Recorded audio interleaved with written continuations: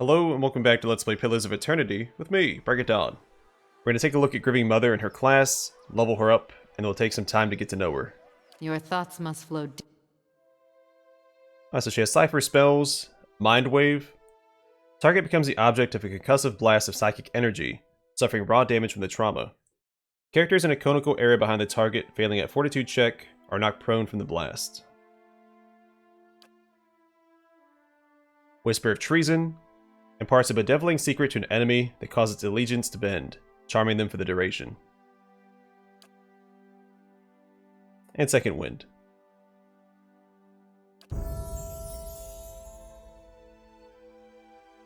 I think roleplay wise, Stealth fits, since I'm the only person that can see her for what she truly is. And it'll act as a good replacement for Sagani, since we replaced Sagani with Grieving Mother.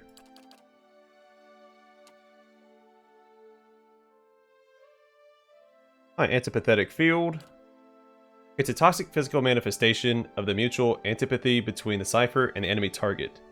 Enemies caught in the path between the two will suffer corrosive damage. Eye Strike. Knocks an enemy's visual receptors, dazing and blinding them as well as blinding nearby targets. Soul Shock. Briefly transforms the outer shell of an allied target's soul into energy, releasing an electrical burst around them. Characters standing in the area around the target take shock damage. It says characters here, but it's only a faux AoE. That's pretty good. Then Tenuous Grasp. Assails the target's grasp of reality, frightening and confusing them.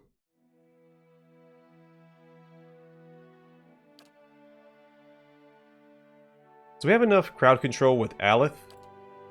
I'm gonna grab Soul Shock here.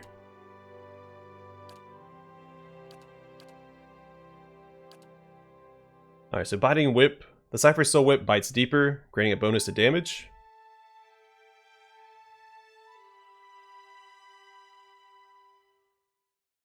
The plus 40%.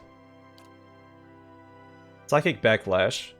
Evokes a retaliatory strike, stunning an enemy whenever they target the Cypher's will defense. Draining Whip. Enhances the draining power of the Cypher Soul Whip, regenerating focus more quickly. Plus 33% focus gain.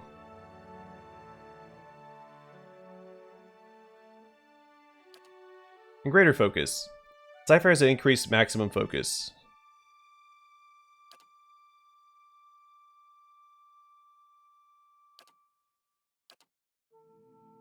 Let's start with the gain. I mean, we're going to level up enough times to probably grab all of these anyway. We'll start with a Draining Whip.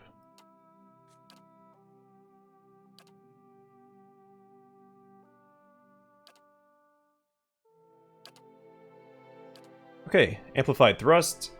Bounces psychic energy harmlessly off the target onto the closest nearby enemy, causing pierce damage and violently pushing them backward.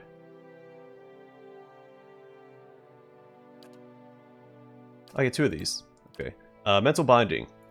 Overwhelms the target's mental ability to communicate with its own body, paralyzing it and causing its soul to emit a shockwave that can leave nearby enemies stuck. Mind Blades. Swaps the target's essence, generating a slashing blade of force that attacks them before leaping to up to 5 additional targets. Phantom Foes. Invades the minds of targets in the area of effect, causing them to believe they are surrounded by phantom foes, leaving them flanked for the duration. Psycho-Vampiric Shield. The Cypher uses the target's strength of mind against it, stealing a portion of its resolve in order to better deflect incoming attacks.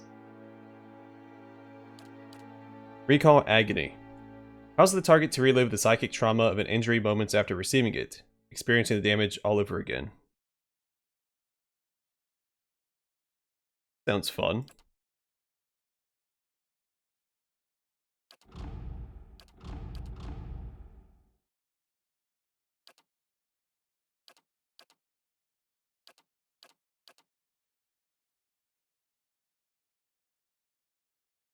Now I'll grab these two instead.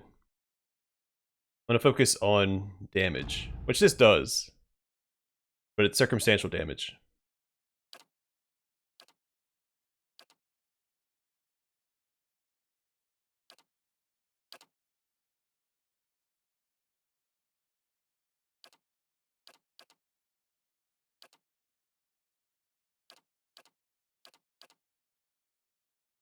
Oh, I guess we're gonna grab it anyway. Okay, let's go and grab greater focus here. The Cypher has an increased maximum focus.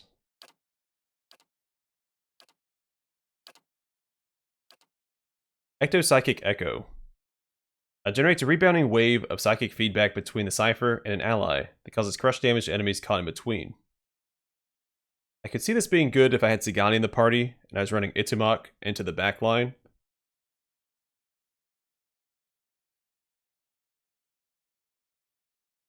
With my current party, I try to just hold one front line and fight my way front to back, so I don't think I want that. Fractured Volition. Cyphers can directly target allies and enemies with powerful soul-focused effects. These powers cost focus. Wait, what? I had this selected. There we go. Fractured Volition. Highlights an enemy's memories to bring vivid recollections of past failures to the surface, leaving the target hobbled and weakened. Pain Link.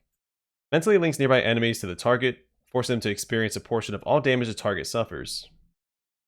I like that. Puppet Master. Destroys a target's psychic defenses, leaving them dominated by the Cypher for the duration. Secret Horrors. Causes enemies in the area of effect to believe their worst fears have been realized, frightening and sickening them for the duration. And Soul Ignition. Forces an enemy's soul to leak energy, igniting the air around them and burning them over time. So we'll grab this and Pain Link. Pain Link might be good to clear out boss fights. They have a bunch of ads. Just focus on the boss and all the damage can spread out and take out the ads maybe.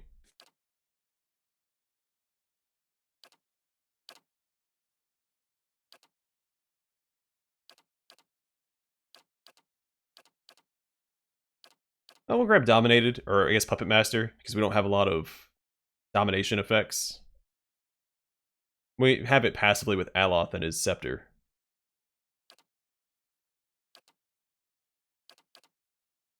I do like how most of her effects are only faux AoE. I can just throw them into my party if I want to.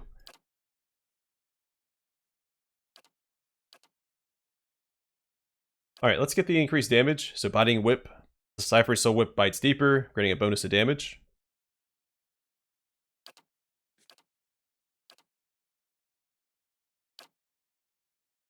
Okay, Body Attunement. The Cypher probes the mind and soul of the enemy target, finding the strength of its defenses and stealing them for his or her own. Gains a portion of the target's damage reduction, granting the same amount as a bonus to the Cypher. This really does make me want to play a Cypher, like a melee Cypher. Okay, Mind Lance. Impales the target with a lance of pure force, inflicting major pierce damage to anyone in the line of attack, with a high chance of causing an interrupt. Pain Block. Provides an ally with a mental block on his or her pain, granting a bonus to their damage reduction, and regenerating endurance over time. Silent Scream. Produces a psychic howl in the targeted area, stunning the target as well as dealing raw damage to all enemies within. Stands a high chance of causing an interrupt. Wild Leech. Latches onto some characteristic of the target's psyche and drains it, granted the same amount as a bonus to the Cypher. Affects a random attribute. Then Going Between. An ally superficially takes on the form of a spirit. The movement is increased and many incoming crits, hits, and grazes are converted to a less severe result. I keep the 2 damage options, I think.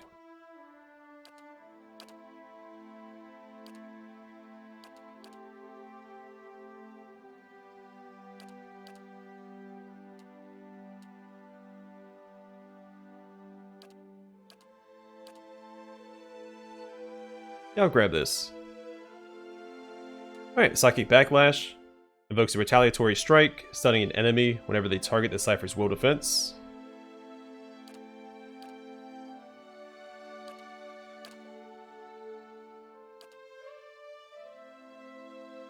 Alright, Ringleader. Imprints an insidious and powerful compulsion to obey the Cypher across all enemies in the area of effect, dominating the target and charming all others. Borrowed Instinct. Ransacks an enemy's intellect and perception for energy, causing damage to those enemy attributes, while boosting the Cypher's defenses and accuracy. Detonate. Detonate. Splinters the target's soul with sheer force, inflicting raw damage to them. Targets with low endurance explode, causing crush damage to all in the area of effect. We're definitely taking that one. Tactical Meld. It's like something from XCOM. It connects the mind of the Cypher with an ally to gain the ally's knowledge of his or her enemy, bestowing an attack bonus upon the Cypher towards the enemy the ally is attacking.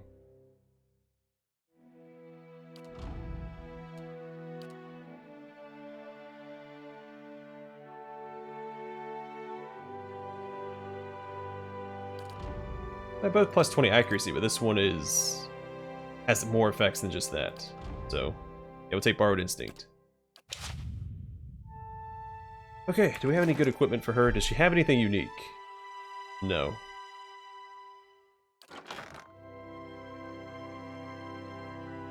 So I'll probably have her use a bow for now. We do have that new pistol, don't we?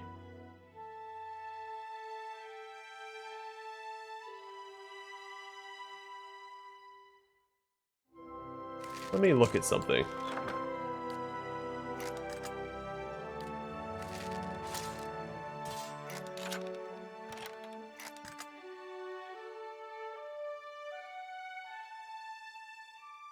So I want her to attack rapidly because she has to generate focus. And she has a bunch of bonus damage, so I think the bow is a better option.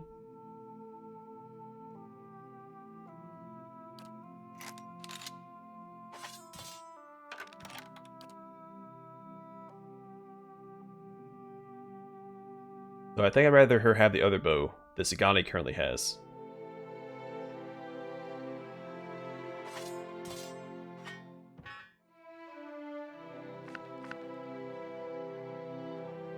She needs a melee option. What is the... I think it's Peasant, isn't it?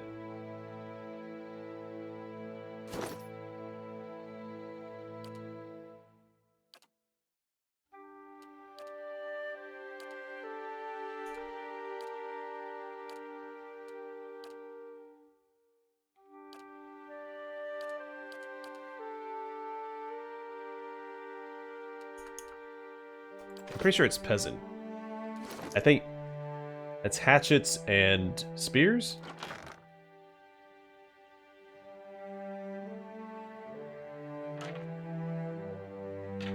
Until I find out, we can have this. Deeply indeed. Alright, let's speak to her. Your mind comes bearing questions, Watcher. I had questions for you. May your mind speak for you. I shall listen past the words. You addressed me as a Watcher when we met. Do you know what a Watcher is? There's a slow chill, and for a moment, it seems as if she's going to fade from your vision, as if she can't bear to be seen. The title came unbidden. I do not know why I spoke of it. Yet it seemed the right mantle, a familiar one. Yet I do not know where it came, or from where it came. If I've given offense, oddly enough, it feels like she's not speaking to you. It feels like she's speaking to an audience. The air takes on a curious edge, a chill, which persists for a sharp moment, then fades into a dull fear. If I have given offense, forgive me. Forgive me. You would know more than I. Have you encountered Watchers before? I do not know. It is an old feeling.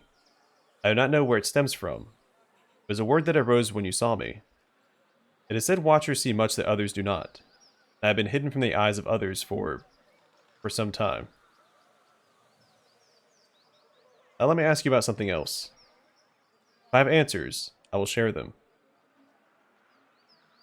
How is it no one can see you? Their eyes see me, but their minds will not remember past the call. Call? My face is like the call of a newborn, hiding the face beneath. And for my body, I am able to wrap myself as a mother cradling her child. I am here, as you see me, but to them, their eyes see only the cloak that I wear, a peasant mother, dirty, shabby, not worth knowing. As a Watcher, you see more than others. To the eyes of most, I am as unseen as the spirits you share memories with. How are you able to affect minds? I divert the flow of their senses down a different path, to a place easily forgotten. It is not unwelcome when one does not desire the presence of others. The surface of their minds registers a figure, but the memory slips away. They see a woman, but there is no desire for conversation, no desire for any questions. I have none to ask. I want to discuss something different. When we first met, how was I able to enter your dream? I do not know. What do you speak of? If you were in my thoughts, I could not feel your presence, nor do I know what you saw there. As she speaks, you suddenly feel an odd sensation in your mind, as if walking in her thoughts would be as if walking down a back street of merchant stalls. Claustrophobia of wooden shelves and canvas tarps, made less oppressive by the sheer number of enticing vials and bottles that stretch out to the sides of you. You suddenly realize that whether she permits it or not, you could enter her dream and observe it without her ever knowing. And in response, your hand twitches. There is the feeling that you could simply pick up a vial, taste it, sample it, and keep the memory as your own. And suddenly, find yourself back in her, your present thoughts, though you are away for but a moment. She seems unaware of your diversion of thought. It may be one of your gifts, an ability to walk in memories as easily as someone walks upon the ground. Perhaps you'd like to hear of what I saw in your memories. A mixture of curiosity and fear wells up between you. She raises her left hand, the chiming at her wrist quelling the rise within her. She is frightened. The curiosity anchors her. And what did you see in my memories? I would hear you speak of them. The dream. The memory I saw upon meeting you. It was you, helping give birth to a child. There is silence, and as your breath falls still, you hear the faint cry of a child in the distance. A newborn child, almost exactly like what you heard in the dream. As you listen, the grieving mother raises both her hands, as if weaving, her wrist chiming as she does so.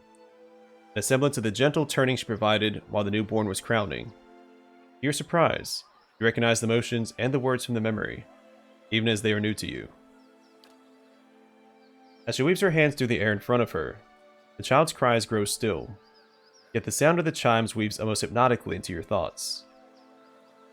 The sky seems sharp and clear, and you feel as if you are towering over your surroundings, as if kneeling atop a great pillar, just as she did in the memory. To your surprise, the grieving mother falls as if her strings were cut, and her knees crack hard against the ground. Her hands never cease moving in the air, the chimes echoing her movements. In a ragged voice, you hear her speak. The voice is that of a much older woman than the one before you. Harsh, almost desperate. Tell me what you saw. Show me what you saw. Where were you? Her eyes, now terribly sharp and real, are filmed with white, silver white like Adra.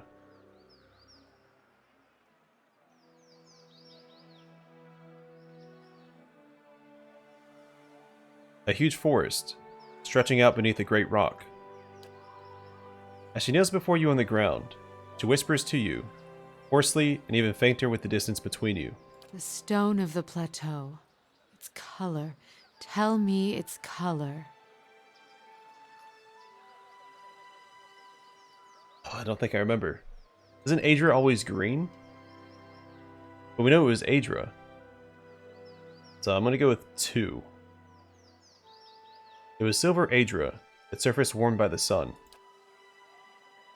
As you watch, her hands rise before her. She clasps them and cups them, as if feeling them for the first time. She stares down into the cradle of her hands. The chimes sound once, twice, as they swing with the movement. And what did these hands hold? Again she speaks, sharp, hoarse.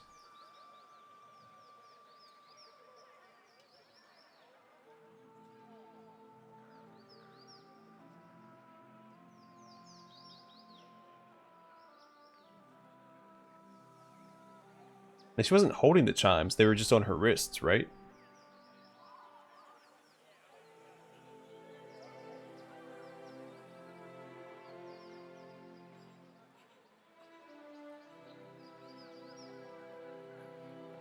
I'm gonna go with this one because I'm not sure. I know that she was helping deliver the baby, and the chimes are strapped to her wrists. Oh, it was actually in her hands. I'm not sure. It was a child you were bringing forth, and your hands, I don't recall.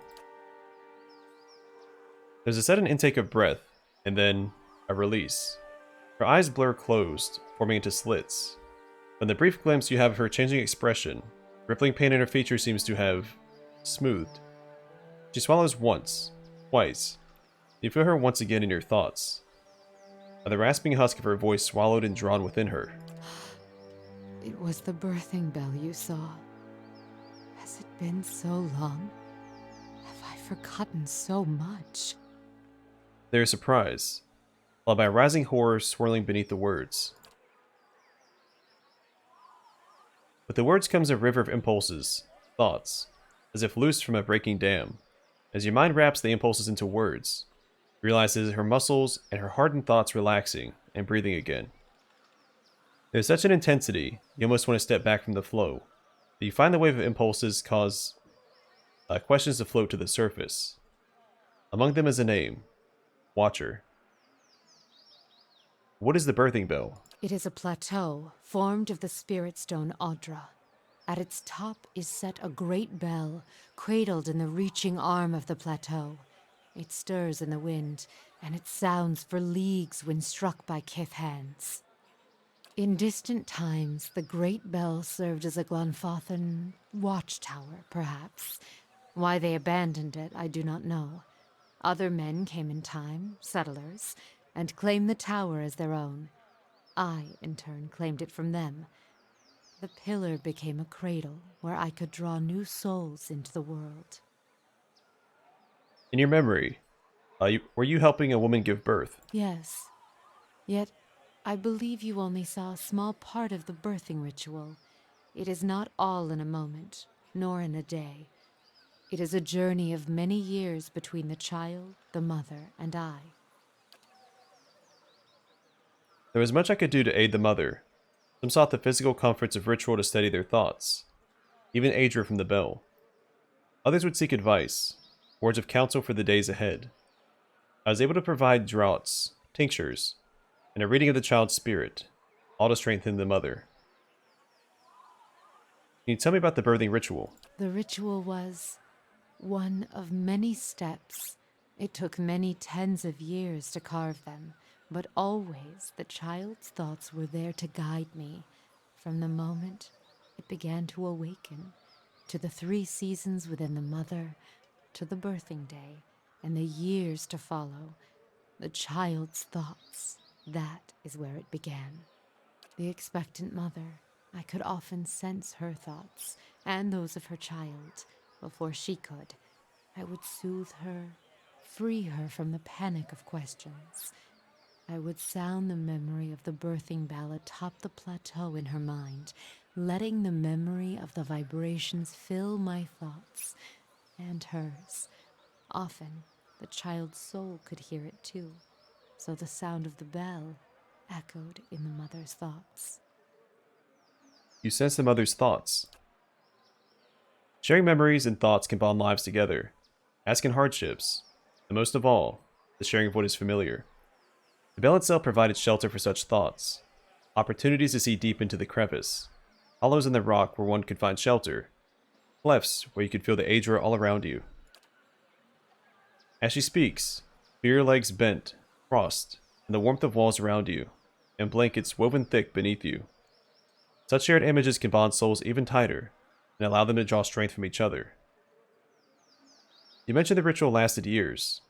What would happen after the birth? Once the pain is channeled away, and the mother and child breathe again, I sound the birthing bells on my wrists, and allow the mother to hear the child's thoughts, the ringing echoing in each other's thoughts. Done. The bells open the way between them. Let her feelings pass into the newborn, and let her feel the child in return. When the feelings meet, that is when I weave another memory, and leave it tied in their minds. Did these bells play an important role in the birthing process? Yes, and for years after. I gave a set to the child after delivery. It is a reminder of the memory the mother and child shared. You feel an odd sensation, a warmth, and you can feel a smile being shared. Then it flickers, and it is gone. As the bells coax the child forth, so they accompany the child onwards, fastened about the wrists, to care for him, in mind and body. There's no magic in it except the magic of practicality. The child sought to leave their cradles, or escape their cribs. The mother could know through the warning of the chimes alone. At times, the bond was strong, so would I. The sensation of a smile comes again, slower, more knowing, between you. If not watched, children, much trouble may be had from tiny hands. The chimes are kept until the child needs them no longer. When I no longer can hear them sounding in my mind, I know their spirit has changed. The bonds we shared are long gone. The shedding may last many years, or but a few, but it is necessary. You watched over these children for years after their births. Children are fragile things. Even the ties of blood and mind may not be enough. They must be watched, and even then, the body may fail the mind. But if watched, even the most sickly child may cling to life if determined enough, and many of their souls were tied to me. The child's spirit failed. I could sound the chimes in their mind and grant them strength, even from afar. It did not always serve, but it gave hope. It sounds like you've seen tragedy too. Enough to never wish to feel it again. In the times before the bell, children who died were cast upon the waters of the lake beyond the bell. Sometimes while alive, their paths and futures were deemed weak. It was a different time. Children were treated carelessly. Those times are past. Have other questions about the birthing bell?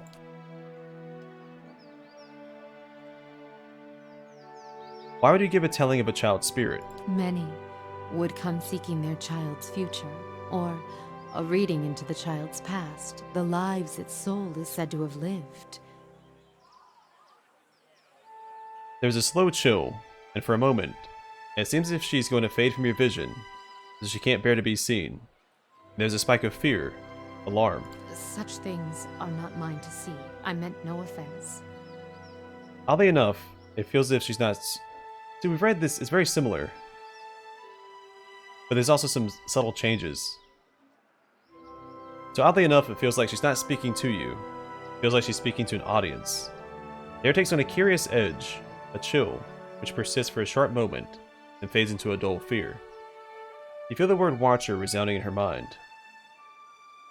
You're frightened. Something about Watchers.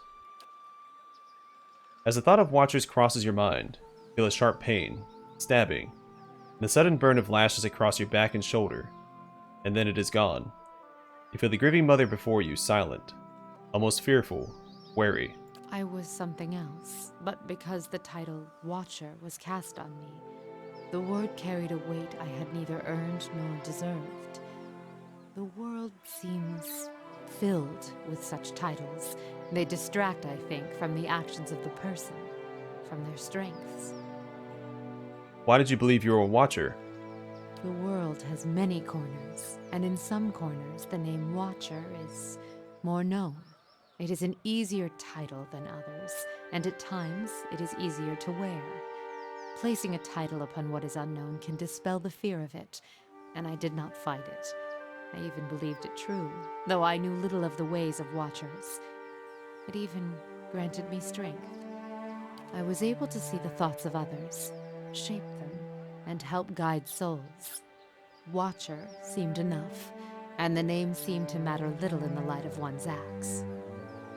But they came to you to read their child's souls. What did you tell them? I drew upon the present. I felt the soul of the mother before me, and used that to tell the child's path, to give it a voice. If only the thoughts of the mother and the emotions that lie beneath were mine to impart. I did, and so I used that as the telling of their child's future. What if it turned out to be untrue? Futures fulfilled by one's own spirit are as strong as anything seen by another's eyes. And if one draws from the emotion of the mother, matters only when harm is done. And their lives I knew well. I could weave their lives, their thoughts over time, to the mother, to the child, and once the child had been born, was sheltered, I could relax the threads of thought until the child could stand on its own. So, you shape their thoughts, made the readings true. This is my calling, to show them the life I see before them, and even greater, make them believe it. This is not what a watcher does. We do not shape minds, we see them as they are. Even the most strongly worded tells may not be enough to save a child and allow it to be born.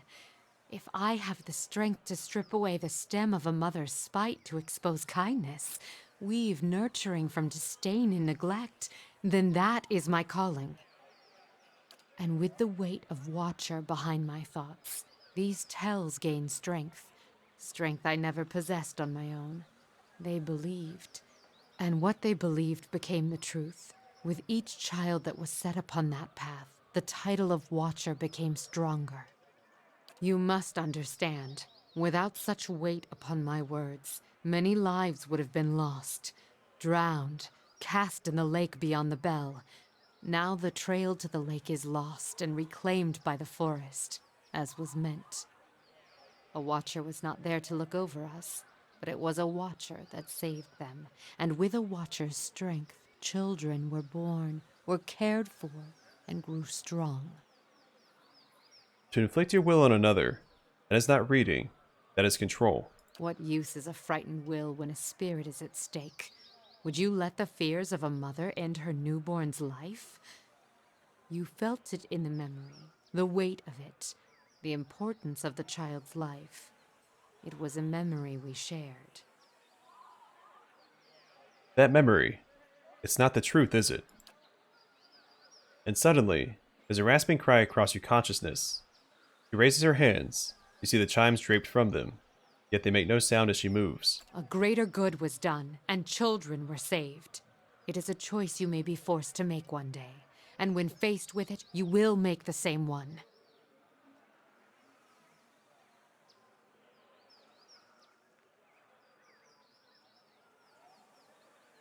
It's circumstantial. I mean, most likely, if given the option to save a child, I will. But when that happens, I'll be making my own choice. This choice is not yours to make, Watcher. You will do as the world needs, as its children need. It is greater than you and your twist of sight. Where's the birthing bell located? The birthing bell lies deep in the great forest of the Deerwood, at the borders of Glenfathan lands. Surrounding it, barely a town, not one you'd find on any map, but it held an important place for those there, even if we were far from the beaten track. Small families, tied like a knot, joined at the wrists in mind and thought. All were welcomed, all had purpose. The birthing bell. It is where I could draw new souls into the world. I recall some of the memory of it through what you have seen, but not all. I heard the name Watcher in your thoughts when you remembered the birthing bell. Why? It is because I once believed I was one, and others believed I was one.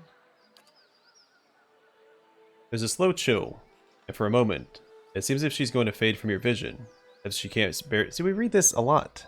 Okay. And why did you believe you were a watcher?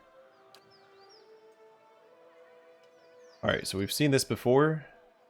There's another name for someone with your abilities. I see the word Cypher in your mind, and see its meaning.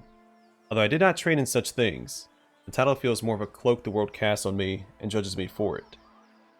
It is curious how a title such as that can define one, and at times, be the source of such emotion that comes from no one, but the voices of others. It is a curse of the world. Do you know anything about Watchers? I feel that they were once marked, hated. Such hate feels dimmed now. I can feel it. Other hatreds have risen for other titles. But they burned bright in the past. Now hate has shifted focus. they may fall on the same again, either you or me. I wanted to know more about you. And I you. In asking, we reveal ourselves to each other. Why are you called the Grieving Mother? The air seems to go still for a moment, and time stretches as it did before when the two of you first met. There's a wash of uncertainty from her mind, slowly shaping into questions that swirl and do not coalesce. She does not move. She seems paralyzed, if you had just wrapped her in a cold blanket. That is a question for you, not I. That is not my name, although if you wish to hang the title on me, I cannot stop you. Is that what you see when your eyes fall upon me? So, I named you. As a watcher, you may see what I do not, or your mind shapes the thoughts I project into a new meaning. There is truth in that title, but it is not all I am. So what do you grieve then? You must have felt it, seen it. It has as many names as the pain it has caused. As the words take shape, they seem to tumble from her, and the wave is great, rushing into your mind. To your surprise, you feel as if you've been touched by the Bewick again, and behind it, cutting through the torrent like a knife, are the thoughts of the Grieving Mother. There's a wound cut across the belly of the world, a jagged knife that has stripped the stems from men and carved furrows across the wombs of women. There's much I have forgotten. I can feel the wound all around me. It will not let me rest, not let me be. The children have gone silent, yet their voices may be heard again. Are you speaking of the Hollowborn? The word. There's a slowness of thoughts, as if the word is being weighed, accepted. It doesn't feel natural to her. You can sense it. It was once unknown to me, as was much of what unfolded in the outside world. When the curse came upon us, I thought it a smaller thing, a thing of communities and hearths. Her thoughts seemed to stumble, as if on weak legs. It was only when I walked did I feel it stretching out around me, and all the cracks of the world. Children have been cursed. I do not think it was something they caused, nor something deserved. That which is inside them has been torn away. I do not know how, but this wound must be stitched closed. The world bleeds forth from between a woman's legs. This blood is not stemmed. The world will die, and grow quiet. Do you know its cause? There's a desperation, a wailing fear. You can almost feel her thoughts shivering. You realize she is as lost as you are in the matter, and then a sudden, sharp clarity. I shall know it, through you. Your eyes will track the cause, find the path, and I'll be beside you. There is no wound that cannot be healed. If you are truly a watcher, then this wound may be seen for what it is. You saw me where I hid. Whoever's hands have stilled the world, you shall see them too. And if there is no way to heal it, what then? I will be there, and you will do what must be done. You are given your sight so that you may watch the world, and you will tend it. The children shall have their voice again. If your will is weak, then I shall strengthen it. Lean upon me. Feel a weight in her words, as if her hands are on your shoulders. You feel the questions in your mind lose their edge, become merely words. As I lean upon you, you shall be my eyes, and I shall be your hands when the time comes. That is a question for you. What do you think of the deer wood in the Empire? Those titles are markings on a map, and channel people's minds in violent directions. Such things are a threadbare blanket cast over the world, where men and women seek more importance than simply being. How do you see the world, then? The world is a field of souls, tilled by Bareth's wheel. The thought of cultures and territories do not concern me. The sowing and harvest of the field does. Bareth's wheel is slowed, perhaps stopped altogether. Whatever words, titles, laws, and blades not devoted to carving away the harm, or healing that wound, holds little importance for me.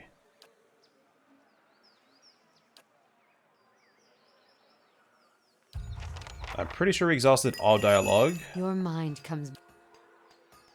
And I you. In asking, we...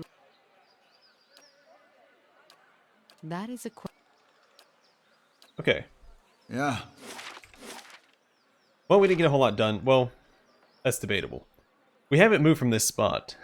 We learned a lot about Grieving Mother, and she seems a lot more connected to what's going on, I think, than the other characters. I think she's an important companion to keep in the party. So I think this will probably be my permanent party. It's kind of the plan anyway. We'll swap out for other companions' quests as we go. Or, you know, if I just want to change things up. But for now, I'm going to call it here. Next episode, we'll continue exploring Deerford Village. We have a few buildings to go into, some quests to take care of. Plenty of stuff to keep us busy. But for now, thanks for watching. I hope to see you guys in the next one.